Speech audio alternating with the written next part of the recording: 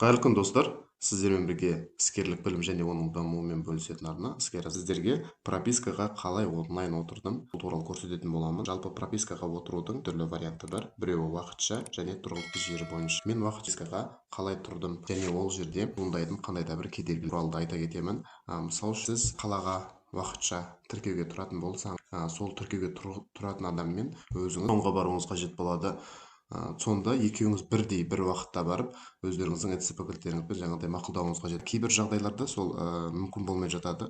Екінші адамның қолы босамай бара алмай қалып жатады. Соны біз қалай онлайн жасаймыз? Егер сізде интернет болатын болса, компьютер болатын болса, онлайн өзіңізді заявка бере аласыз.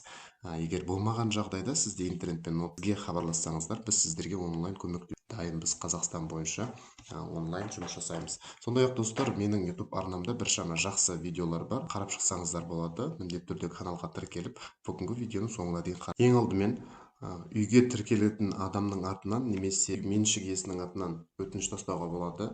Пропискаға қою үшін мен қазіргі жағдайда сіздермен үйге тіркеуге тұратын адам тізімін кіріп көрсетемін. Сосын меншік иесінің, яғни үй иесінің атынан қалай подтверждение беру керек екенін көрсететін боламын. YouGov порталын үйге тіркелетін адам ЭЦП кілтімен кіреміз. Және осы жерде азаматтық миграция және иммиграция деген бар. Осыны басамыз. Және осы жерде халықты тіркеу және тіркеудің есебінен алып тастау деген батырманы басуымызға. Міне көріп отырсыздар, тұрғылықты жер бойынша тіркеу деген. Мына жерде онлайн сұрау деген батырманы басып, сұрау беруді жібер. Қызметті алу, менің жағдайымда өзіме келу мақсатыңыз еңбек шарты бойынша немесе оқуға байланысты келдіңіз бе, басқа да жағдайлар болатын болса, басқа жағдайлар дегенді басасыз. Қоғамдық санатыңыз өзіңіздің қандай зейнеткерсіз ба, студентсіз ба, жұмыссызсыз ба көрсетуіңіз қажет болады. Білім деңгейіңіз, некеге тұру жағдайыңыз, келудің себебі. Енді мына тұрғын үй меншік көрсетіңіз деген жерге өзіңіздің үйіңіз болатын болса, мен меншік иесі дегенді басасыз. Егер өзіңіздің үйіңіз болмаса, бір туысқаныңыздың үйіне тіркелетін болсаңыз, мен меншік иесі емеспін деген батырманы басуыңызға. Сосын осы жерге меншік иесінің ЖСН-ін енгізуіңіз қажет. Жердің номері қай пәтерде, қай көшеде барлығын қажет. Және осылардың барлығын енгізіп болған кейін тексеру деген батырманы басамыз. Тексеру деген батырманы басқаннан кейін бізде жылжымайтын мүлік табылды деп шығады. Егер сізде бірдеңе дұрыс болмаса, осы жеріңіз қызыл болып шығады. Жалғастыру деген батырманы. Және осы жерге электронды цифрлы қолтаңба арқылы қол қоюымыз қажет болады. Міне біз өтінішімізді жібердік. Мәртебені қарасаңыз, сұраныс өңделуде деп тұр. Яғни бұл сұранысты өңдеуге сізге 10 минуттан артық емес уақыт беріледі. Яғни бұл үйге тіркелуші адамның атынан қазір біз өтініш тастап отырмыз. Енді біз үйдің иесінің ЭЦП кілтімен сұранымды подтверждать етуіміз. Енді үй иесінің ЭЦП кілтімен кіріп, осы жерден мына жерде история получения услуг дегеннің үстінен басамыз. Және осы жерде запрещено деп тұр.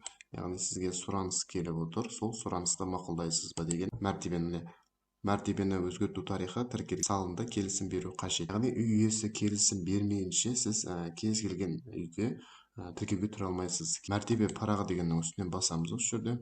Мақұлдау. Осы жерде сізде екі түрлі вариант болады: құптау және бас тарту.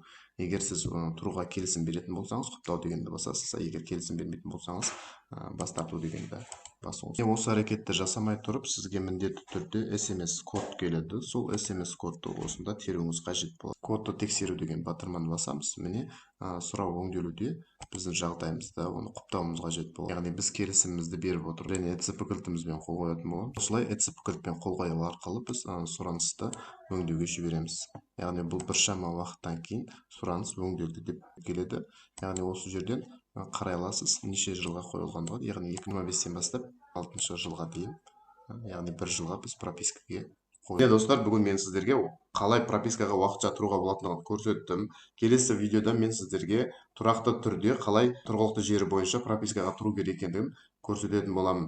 Ешқайда бармай-ақ өзіңіз үйде отырып жасай алатын. Егер сізде интернет, ноутбук немесе пропискаға тұруға қандай да бір мүмкіндіктер болмай жатса, міндетті түрде бізге хабарласып, комментарий қалдырыңыздар, біз сіздермен байланысқа шығатын боламыз. Сондай-ақ менің әлеуметтік желілерім осы бір жерде көрсетілген. Біздің онлайн қызметтерді пайдаланып, кез келген уақытта пропискаға тұруға немесе ЭЦП кілт ашуға немесе больницаға тіркелуге онлайн қызметтерді алсаңыздар болады. Құрметті достар, менің YouTube арнамда біршама жақсы видеолар бар. Оның ішінде YouTube-пен бизнес қалай жүргізу, қайтарымсыз гранттар, мұғалімдерге көмек сияқты біршама жақсы видеолар бар. Міндетті түрде кіріп, өзіңізге қажетті ақпараттарды табасыз деген ойдамын. Қазақ YouTube арнасының дамуына өз үлесіңізді қосып, міндетті түрде каналға тіркеліп, лайк басып, комментарий білдірсеңіздер қуанатын боламын.